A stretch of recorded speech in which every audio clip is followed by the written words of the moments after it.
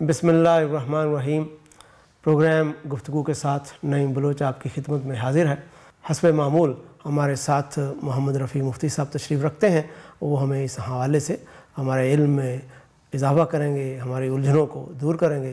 تو جناب رفیع صاحب، آج کا جو موضوع ہے وہ ایک مشہور حدیث ہے جس میں بیان ہوا ہے کہ جس کے دل میں رائی کے برابر بھی ایمان ہے وہ آخر کار جہنم سے نکال لیا جائے گا اور جنت میں وہ داخل ضرور ہوگا۔ تو پہلے تو آپ اس حدیث کی اتھینٹسٹی کے حوالے سے گفتگو فرمائیں کہ اس کا کیا رتبہ ہے؟ یہ حدیث بخاری میں بھی موجود ہے۔ حبۃ خردل من ایمان کے الفاظ ہیں، یعنی ایمان میں سے ایک رائی کے برابر بھی اگر ایمان ہے تو انسان دوزخ میں ابدی طور پہ نہیں رہے گا۔ یہ بخاری کے علاوہ دوسری جگہوں پہ بھی یہ آتی ہے، مختلف زاویوں سے آتی ہے، اور مطلب ہے کہ یہ بھی بیان ہوتا ہے کہ اگر آپ کوئی برائی دیکھیں تو اسے ہاتھ سے روکیں۔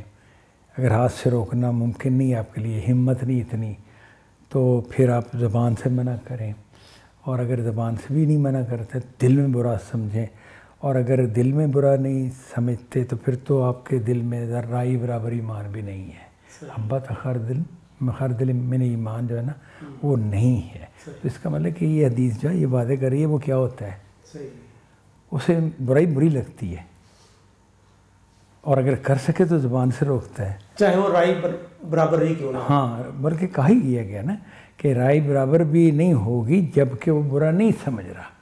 رائی برابر ہوگی تو وہ برا سمجھے گا، اور بلکہ اگر اور اس ایمان قوی ہوگا تو پھر تو وہ زبان سے منع کرے گا، اور قوی ہوگا تو پھر وہ ہاتھ سے روک دے گا اپنے دائرہ اختیار میں۔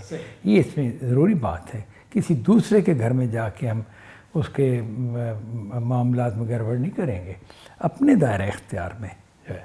جیسے ایک تھانے دار ہے نا، تو اپنے تھانے میں وہ اختیارات اس کے ہیں، تو جو کردار اسے ادا کرنا ہے اپنے علاقے میں، جو علاقہ اس کے سپرد ہے۔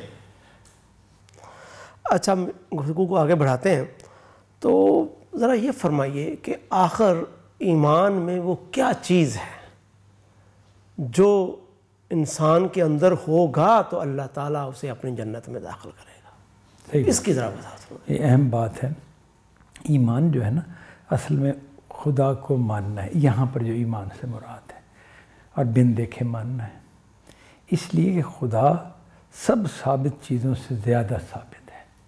یہ کائنات اس کی نشانیوں سے بھری پڑی ہے، یعنی کائنات کو ایک سلیم الفطرت انسان، سلیم الفطرت سے مراد ہے جو سیدھے ذہن سے سوچتا ہے، کسی مفاد، جذبات، خواہشات کا شکار ہوئے بغیر سیدھے ذہن سے سوچتا ہے، تو یہ اس کی مخلوق ہونے جیسے واضح ہوتا ہے کہ یہ تو بنی ہے، بنائی گئی ہے، یہ خود سے نہیں ہے، یہ جکڑی ہوئی ہے کچھ قوانین کے اندر۔ تو پھر اس سے وہ جکڑنے والا، وہ قدرت والا، وہ قدیر، اس کا تصور آتا ہے یہ کون اس کو چلا رہا ہے، کس نے اس کو پیدا کیا، کس نے اس کو تخلیق کیا، یہ خدا کی نشانی ہے۔ اب یہ جو عقل اور فطرت سے آپ پہنچے ہیں اس حقیقت پر، یہ ایسی یقینی حقیقت ہے کہ اس کا انکار جو ہے وہ ایک بڑے حق کا انکار ہوگا۔ تو اب جو بندہ اس کا اقرار کرتا ہے تو اس کا مطلب ہے وہ سب سے بڑے حق کا اقرار کرنے والا ہے۔ یہ اقرار وہ بڑی قوت سے کرتا ہے تو ہم کہیں گے قوی ایمان ہے، یہ کچھ کم قوت سے کرتا ہے تو ہم کہیں گے کہ بھئی نسبتاً کمزور ایمان ہے۔ یہ اگر بہت ہی کم قوت سے کرتا ہے تو ہم کہیں گے کہ بھئی رائے برابر ایمان ہے، بہت تھوڑا ایمان ہے۔ ایمان کے جو نیچے کے درجے ہیں نا ان میں آتا ہے کہ جو کے دانے جتنا ایمان، پھر اس سے بھی نیچے بیان کیا گندم کے دانے جتنا ایمان، پھر اس سے بھی نیچے کیا کہ رائی کے دانے جتنا ایمان۔ تو یہ ایمان کا بھی نا اس طرح، تو ایمان تو حقیقت کو ماننا ہے، یعنی جس کے دل میں رائی برابر ایمان ہے نا وہ کہے گا نہیں خدا ہے۔ جب اسے کہا جائے گا کہ اچھا پھر اس کا تقاضا یہ ہے تو اب اس میں وہ ہمت نہیں دکھائے گا، وہ قربانی نہیں کر سکے گا، اور وہ عمل اس سے ظاہر نہیں ہو سکے گا جو تقاضا بنتا ہے، لیکن وہ اس پر افسردہ ہوگا، پچھتائے گا کاش میں کر سکتا۔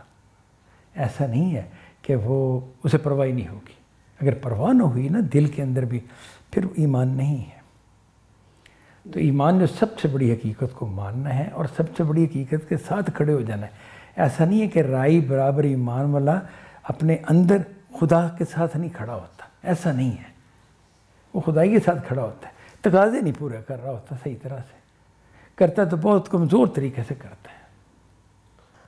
اچھا، اس میں چاہے آپ فرما رہے ہیں کہ رائی کے برابر ایمان کی بھی بڑی حیثیت ہوتی ہے، لیکن اس سے کیا ایک یہ ذہنیت نہیں جنم لیتی کہ آدمی سمجھ لے کہ ٹھیک ہے جی کچھ بھی ایمان تو ہے نا، آخر کار تو میں نے جنت میں داخل ہو ہی جانا ہے نا، تو ٹھیک ہے جو مرضی کرتا پھروں۔ یہ جو مرضی کرتا پھروں جو ہے نا، اس کی کوئی گنجائش نہیں ہے۔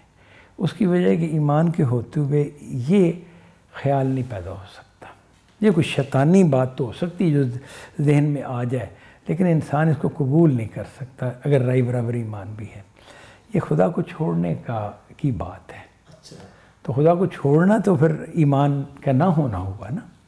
رائی برابر ایمان بھی ہوگا تو وہ جیسے بچے کو آپ کہہ رہے ہیں نا کہ بھئی تم باہر نکلو کمرے سے، اور وہ نہیں مان رہا، اب دھکے دھکے دے کے لے جاتے ہیں تو تب بھی وہ کہتا ہے کہ نہیں میں جانا، وہ اپنی بات پہ اصرار کر رہا ہے، لیکن کر کچھ نہیں پاتا۔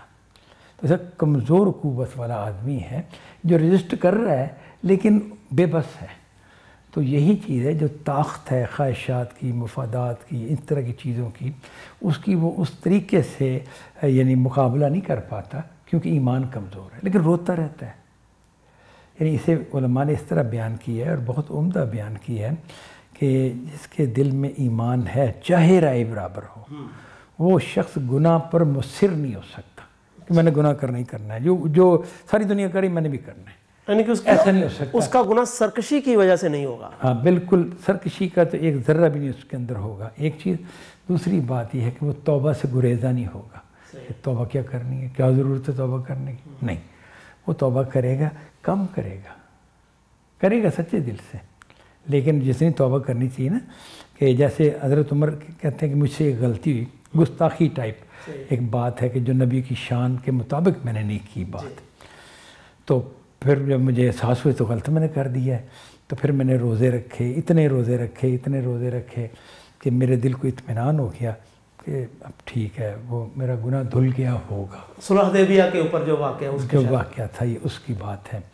تو مراد یہ ہے کہ غلطی پر پچھتاتا ہے، کبھی ایمان والا بہت پچھتائے گا اور اس کے لیے بہت عمل کرے گا جیسے حضرت عمر رضی اللہ عنہ نے کیا، لیکن جو کمزور ایمان والا ہے وہ پچھتائے گا، وہ بھی کوئی نہ کوئی عمل کرنا چاہے گا، کر لے گا، بہت تھوڑا سا عمل کر لے گا، لیکن اسے اگر نہیں کرنا تو اور چاہیے، اس کو مانے گا، مقابلے پہ نہیں آئے گا۔ تو اس کا مطلب ہے کہ حقیقت کسی نہ کسی صورت میں پائی جاتی ہے۔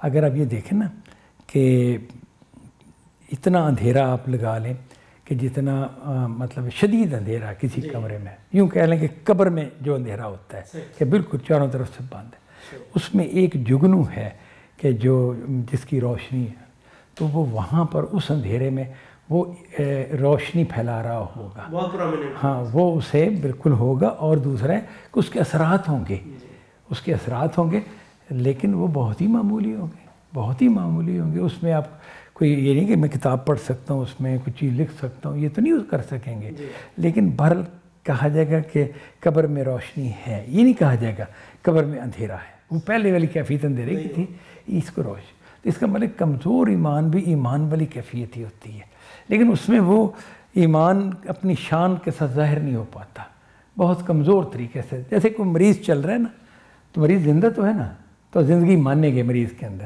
چاہے وہ مطلب لڑک رہا ہے یا وہ ہلتا جلتا نظر آ رہا ہے، تو زندگی کا ثبوت ہے۔ تو اسی طرح یہ آدمی توبہ کرتا دکھائی دے گا کبھی نہ کبھی، کسی نہ کسی وقت، کسی درجے میں، اسی طرح گناہ پہ اصرار کو بالکل رد کرے گا، نہیں وہ گناہ میں نہیں، وہ ہو گیا تھا، ہو جاتا ہے، مجھ سے میں بڑا کمزور ہوں اور غلط بات ہے، کرنا نہیں چاہیے، لیکن کر جاتے ہیں۔ اچھا، قرآن مجید میں بعض جرائم مثلا قتل ہے اور بھی اس طرح کے جو ایمان ایک مسلمان آدمی سے ہو جاتا ہے، بدکاری ہے، اس حوالے سے بھی آیا ہے کہ جی وہ خلود فی النار، جبکہ یہ رائی کے برابر ایمان جہنم سے نجات. تو یہ دونوں چیزیں بظاہر تضاد نہیں ہیں. ہاں ٹکراؤ محسوس ہوتا ہے بظاہر، لیکن اب یہ دیکھیں کہ وہ کس کو کہا گیا ہے. 3 جرائم ہیں نا، شرک، قتل اور زنا، کہ جو شخص ان جرموں کو کرنے والا ہے اس کی سزا، یعنی اصل سزا اس کی ابدی جہنم ہے ان تینوں جرموں کی. تو اس کا کیا مطلب ہے؟ صحابہ کرام جو تھے، جتنے بھی تھے، زیادہ تر وہ مشرکین کی اولاد تھے اور شرک پر قائم ہی تھے، لیکن وہ تو جنت کے اعلیٰ درجوں میں ہیں. اس کا مطلب انہوں نے چھوڑ دیا تھا شرک، وہ ایمان نے ان کے شرک کو ختم کر دیا. اسی طرح قتل کرنے والا اگر توبہ کرتا ہے تو وہ اس کے قتل کے جرم کو ختم کرتی ہے. توبہ کس درجے کی ہے؟ اگر وہ توبہ کرنے والا ہے نا تو بہرحال اس نے اس کے قتل کے جرم کو ڈسٹرب کر دیا، اس مقام پر نہیں رہنے دیا کہ جو مجرمین کا مقام تھا، اس سے نکالا ہے. یعنی وہ مجرم کہ جو قتل کرتا ہے اور ڈٹا رہتا ہے.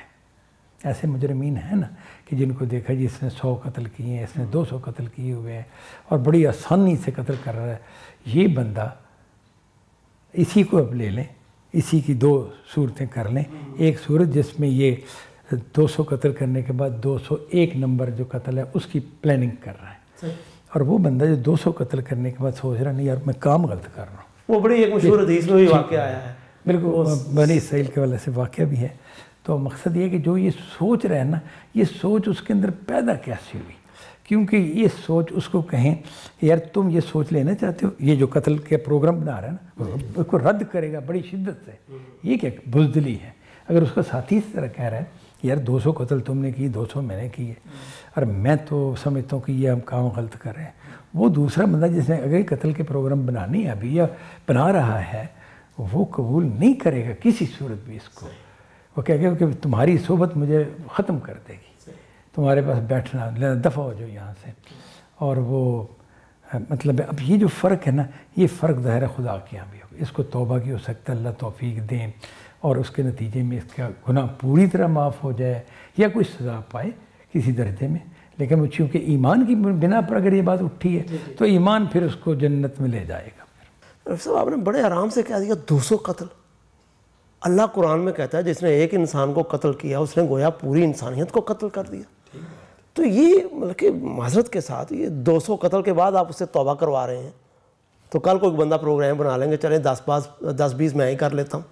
مطلب کہ آئی ایم سوری ٹو سے یہ کچھ بات دل کو نہیں لگی. اور قتل کی بات تو آپ ذرا ایک طرف رکھیں، لوگ سارا سال دودھ میں پانی ملاتے ہیں، بلکہ صحیح لفظوں میں پانی میں دودھ ملا کر پلاتے ہیں، ملاوٹ کرتے ہیں، بہت کچھ کرتے ہیں. ایک حج کر لیتے ہیں، ایک عمرہ کر لیتے ہیں اور کہتے ہیں اوکے جی سب کچھ صاف ہو گیا. تو یہ بڑا ایمبیگوٹی ہے اس میں. اچھا یہ جو آپ نے کہا نا کہ بھئی ایک انسان کا قتل، قرآن نے کہا ہے کہ پوری انسانیت کا قتل ہے، یہ تو قتل کی شناعت کا بیان ہے. ظاہر ہے کہ اس سے پھر انسانیت محفوظ نہیں رہی نا، تو اسی چیز کو بیان کیا کہ بھی اب معلوم نہیں تم کس کس کو قتل کر دو گے، ساری سوسائٹی تم سے خوف زدہ ہے. یہ اس چیز کو بیان، اس کا مطلب کہ یہ بڑا ایک سنگین جرم تو ویسے ہی تھا کہ زندگی ختم کر دی، لیکن خدا نے ان جرائم کے لیے بھی، شرک جیسے بڑے جرم کے لیے جس کے لیے وعدے کہ وہ آدمی نہیں بخشا جائے، توبہ کا دروازہ کھلا رکھا ہے. یہی اس آزمائش کا کمال ہے کہ اس میں انسان آزمایا گیا ہے اور بڑے سے بڑا مجرم توبہ کا دروازہ کھلا ہے. موسیٰ علیہ السلام جب فرعون کے پاس آئے اور انہوں نے جا کے دعوت دی تو انہوں نے کہا فرعونیت معاف ہو جائے گی، اگر آپ میری دعوت قبول کرو گے تو فرعونیت معاف ہو جائے گی. ابو جہل کو جب دعوت دیتے تھے نبی صلی اللہ علیہ وسلم تو یہ کہ جو تمہاری جہالت ہے، جو تم کر چکے ہو، جو تم نے سزائیں دی مسلم، یہ سب کچھ ختم ہو جائے گا اگر تم ایمان لے آؤ. جیسے کہ بیان بھی ہے کہ جو ہے ایمان لانا پچھلے گناہوں کو ختم کر دیتا ہے. اچھا اب یہ اور توبہ کی بھی یہی معاملہ ہے کہ توبہ جو ہے وہ جس گناہ پر سچی توبہ ہو جائے اللہ تعالیٰ اس کو مٹا دیتا ہے. تو اس حوالے سے اب مثال لے لیتے ہیں کہ 200 گناہ جس نے کیے ہیں، وہ آدمی 200 قتل جس نے کیے ہیں، وہ اگر یہ بات سمجھ رہا ہے کہ اچھا یہ 200 قتل والا توبہ کر سکتا ہے، ٹھیک ہے میں بھی کر لوں گا توبہ، تو اب یہ جو ہے نا یہ بات کو نہ سمجھنے کی جگہ پر کھڑا ہے.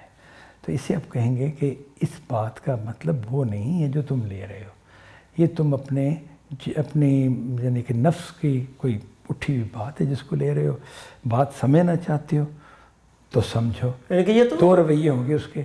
یا وہ کہے گا نہیں پھر صحیح بات مجھے سمجھائیں اس کا مطلب کیا ہے. یا وہ کہے گا کہ نہیں بس ٹھیک ہے مجھے پتہ جو مجھے سمجھ آ گئی ہے وہ کافی ہے. یہ تو اس کے جرم کی پلاننگ ہے نا کہ دوستوں کے بات کروں. ہاں تو یہ جرم کی پلاننگ ہے. اصل میں اس میں توبہ کی یہ پلاننگ ہے کہ میں نے بعد میں توبہ کرنی ہے. تو اس طرح کا کوئی معاملہ دین میں نہیں پایا جاتا. نبی کی جو احادیث ہیں ان میں نہیں پایا جاتا. قرآن مجید میں نہیں پایا جاتا کہ ایسا کر سکتے ہو کہ تم قانون شکنی کرو اور خدا کو رشوت دے دو تو کام چل جائے گا. دنیا میں ایسا ہوتا ہے کہ جو مطلب حکومتیں کرپٹ ہوتی ہیں تو وہ کہتی ہیں کہ قانون ہم بنائیں گے, اس پر لوگوں کو چلائیں گے, ہم سزا دیں گے اگر وہ عمل نہیں کریں گے, اور قانون بیچیں گے بھی, ہم کمائی بھی کریں گے.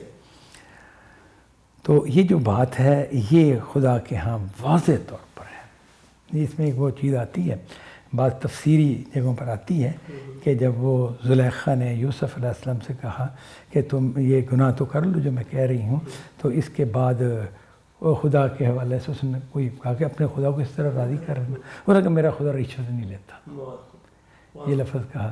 تو اب یہ جو ہے یہ پہلو اس کا مطلب کہ ہم اس بندہ جو یہ کہہ رہے ہیں نا کہ میں پھر یہ یوں کر لوں گا, یہ پلاننگ ہے اور یہ رشوت دینے کی پلاننگ ہے. جیسے پلاننگ کی جاتی ہے دنیا میں کرتے ہیں انسان, تو اسے سمجھا جائے کہ خدا کے ہاں یہ پلاننگ نہیں چلے گی. اور ایسی بہت سی احادیث بھی ہیں, قرآن مجید کی آیات بھی ہیں کہ وہاں صرف اخلاص چلتا ہے, خالص ہونا چلتا ہے. اس کے بعد آپ ایک اور سوال کر سکتے ہیں, تو وہ میں اس کو یہ فرض کر کے جواب دیتا ہوں کہ اگر فرض کیجیے کہ آدمی یہ پلاننگ کی ہے, پلاننگ کرنے کے بعد اس نے کہا کہ اب میں حج پر جا رہا ہوں, اب میں یہ کر رہا ہوں, تو کیا پھر بھی وہ توبہ کر سکتا ہے؟ تو پھر بھی کر سکتا ہے, پھر بھی کر سکتا ہے توبہ پھر بھی کر سکتا ہے, کیونکہ وہ تو پلاننگ تھی نا, وہ تو ایک گناہ کے اوپر دوسرے گناہ کا ڈھیر لگایا تھا. اب یہ دونوں گناہوں سے توبہ کر رہا ہے کہ یہ پلاننگ بھی میری غلط تھی اور وہ چیز بھی غلط تھی, میں پورا پلٹتا ہوں. یعنی کہ اپنی پلاننگ پر توبہ کرتا ہے. ہاں اس پہ بھی اور پہلے جرم پر بھی. تو اس کا مطلب توبہ کا دروازہ جو کہتے ہیں نا کہ جب تک وہ جان جو ہے انسان کی وہ گلے تک نہیں آ جاتی تب تک توبہ قبول ہو سکتی. تو یہ جو نا توبہ کا قبول ہونا یہ ایک بہت عجیب چیز ہے جو اللہ نے رکھی ہوئی ہے. ورنہ سے عام طور پر نا جن لوگوں نے ظلم سہا ہوتا ہے نا انہیں توبہ کا لفظ مجرم کے لیے اچھا نہیں لگتا, لیکن خدا نے رکھا ہے کیونکہ یہ ساری دنیا عارضی ہے. یہاں کا قتل بھی حقیقی طور پر فنا نہیں ہے. اچھا, میں اس حدیث کے حوالے سے جب ہم نے اس کو آغاز کیا تو اس میں وہ تھا کہ جی وہ اپنے جرائم کی سزا بھگتنے کے بعد جنت میں چلا جائے گا. تو اس طرح کنسیپٹ کو تھوڑا سا واضح کریں, یہ کیا ہے؟ صحیح ہے. اصل میں بات یہ ہے کہ قرآن مجید کی جو آیت ہے نا اس میں وہ یہ کہا گیا ہے, وہ آیت تو یہ بتاتی ہے کہ فلاں فلاں طرح کے جو لوگ ہیں اللہ تعالیٰ ان کی طرف قیامت کو دیکھے گا بھی نہیں, ان کا تزکیہ بھی نہیں کرے گا, ٹھیک ہے نا, اور نہ انہیں کوئی مہلت دے گا قیامت کے دن یا ان کی مدد کی جائے, ایسا نہیں ہوگا. تو اب مسئلہ یہ ہے کہ وہ جو کہا گیا نا کہ نہ ان کا تزکیہ کرے گا, یہ تزکیہ کا کیا لفظ ہے؟ وہاں کھڑے ہو کے کہا جا رہا ہے کہ یہ جو مجرمین ہیں ان کا تزکیہ میں نے نہیں کرنا, میں نے نظر التفات بھی نہیں کرنی ان کی طرف, ٹھیک ہے نا, اور انہیں کوئی موقع بھی نہیں دینا, ان کو جو ہے کوئی روح رعایت ان کی نہیں ہونی کسی طرح. یہ جو بات ہے اس بات کا اصل مطلب یہ ہے, یعنی اس سے نتیجہ یہ نکلتا ہے جو پھر حدیثیں واضح کر دیتی ہیں. یہ نکلتا ہے کہ انسان زندگی گزار کے جب جاتا ہے تو اس کی دو حالتیں ہوتی ہیں. ایک تو یہ اس نے پاکیزہ زندگی گزاری, اپنا تزکیہ یہاں کر لیا ہے, یا یہ ہے کہ تزکیہ جو ہے پوری طرح نہیں ہوا, ایمان تھا, اعمال تھے لیکن خرابیاں تھیں. اس کی ایک مثال آپ یہ لے سکتے ہیں کہ ایک آدمی ہے کہ جو نماز روزہ بہت اچھی طرح پڑھتا ہے اور بڑا توحید پرست ہے, اور وہ کوئی اس میں اس حوالے سے کمی نہیں دیکھتے, عبادات میں ایک نمبر پر ہے, لیکن والدین کے ساتھ بدتمیزی کرنے والا ہے. تو والدین کے ساتھ بدتمیزی بڑا ظلم ہے. وہ بیچارے احسان کرتے رہے زندگی بھر اور اب بوڑھے ہو گئے, وہ اس کے ضرورت مند تھے کہ یہ ان سے حسن سلوک کرتا, اس نے بدسلوکی شروع کر دی. تو یہ ایک مثال کے طور پہ میں کہہ رہا ہوں، تو ہو سکتا ہے خدا کی نظر میں اس کا یہ جرم قابل سزا قرار پائے، اچھا، قابل سزا قرار پائے۔ اس سزا کی شکلیں ہیں مختلف۔ عالم برزخ میں جب آدمی چلا جاتا ہے تو وہاں بھی اس پر کچھ چیزیں ایسی وارد ہو سکتی ہیں کہ جو اس کے لیے تزکیے کا ذریعہ بنے، یعنی گناہ جلائے جا رہے ہیں گویا کے، یعنی کہ ایک طرح کا انیشلی اس کو عذاب، ہاں عذاب کی کچھ شکلیں ہو سکتی ہیں۔ اور اس کے بعد میدان حشر کی جو مشکلات آتی ہیں کہ میدان حشر بڑا سخت دن ہوگا، یوم عسیر ہے نا، بہت کڑوا دن اور بڑا دشوار دن ہوگا۔ وہ دشوار جو ہے مجرمین کے لیے ہوگا، تو وہ دشواری جن کے اندر کوئی ایمان ہے کہ جو خدا کے بندے تھے لیکن کچھ جرموں سے وہ انہوں نے کیے اور ان کو سمجھتے تھے کہ یہ ہم غلط کر رہے ہیں لیکن کرتے تھے، مطلب عادی ہو گئے تھے، تو ان کی وہ سزائیں کیا خدا کی نظر میں کفایت کر گئیں ان کے ان جرموں کے حوالے سے؟ اگر کفایت کر گئیں تو ٹھیک ہے، اور اگر فرض کیجیے کفایت نہیں کریں تو اب وہ جب جنت کی طرف جائیں گے اپنے ایمان کی بنا پر، تو چونکہ وہ نقشہ اس طرح کا بیان ہوا ہے کہ میدان حشر اور پھر اس کے اوپر ایک پل ہے، پل صراط جیسے کہا، جو زندگی کی جو ہے نا دنیاوی زندگی کی تمثیل ہے، لیکن وہاں پہ کوئی حقیقت کی صورت میں یہ بنے گا، شاید احادیث میں جیسے آتا ہے، تو انسان اس سے گزر رہے ہوں گے اور جنت میں انہوں نے پہنچنا ہے۔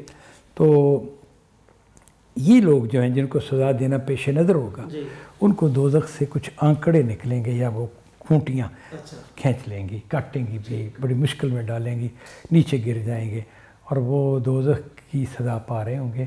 یہ آتا ہے کہ اگر وہ صاحب ایمان ہوئے تو دوزخ کے پیندے میں نہیں جائیں گے جہاں شدید عذاب ہے، جہاں منافقین ہیں یا مشرکین ہیں، اس جگہ پہ نہیں، لیکن دوزخ کی سطح پر جہاں نسبتاً کم عذاب ہے وہ بھگتیں گے۔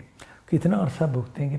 یہ بھی آتا ہے کہ جو قیامت کا دن 50,000 سال کا دن ہے، اس دن کے اندر انہیں جتنا بھی عذاب کس کو ہونا ہوگا، پھر جب شفاعت کی اجازت دی جائے گی اور شفاعت کا معاملہ ہوگا تو پھر وہ یہی کہا جائے گا کہ جس کے دل میں اتنا ایمان ہے اس کو نکال لیا جائے، پھر اس سے کم ایمان، پھر اس سے کم، پھر آخر پہ رائی برابر ایمان ہے تو نکال لیے جائیں۔ تو اس کے بعد بھی بڑی اہم بات ہے، بہت ہی اہم بات ہے، وہ یہ ہے کہ نبی صلی اللہ علیہ وسلم کہیں گے کہ اب تو دوزخ میں وہی رہ گئے ہیں جن کو قرآن روک کے کھڑا ہے، قرآن روک کے کھڑا ہے۔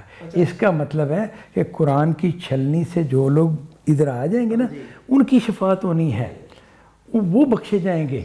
جن کو قرآن نے روک لیا اس کی کوئی معافی نہیں ہے۔ اچھا رفیع صاحب، آپ نے اس میں بہت تفصیل سے بیان کیا، لیکن پھر بھی اس میں آپ نے پل صراط کا ذکر کیا، اس میں آپ نے وہ چلنے کا ذکر کیا، قرآن کی چھلنے کا ذکر کیا، تو یہ بھی اپنی نوعیت میں بڑے اہم موضوع ہیں، لیکن ہمارا وقت ختم ہو رہا ہے تو ہم اس نشست کو یہاں پر ہی محدود کرتے ہیں اور کسی اگلی نشست کا انتظار کرتے ہیں اور اس میں سارے موضوعات کے سمیت اور موضوعات کو بھی زیر بحث لائیں گے۔ اس وقت کے لیے ہم آپ سے اجازت چاہتے ہیں۔ اللہ حافظ۔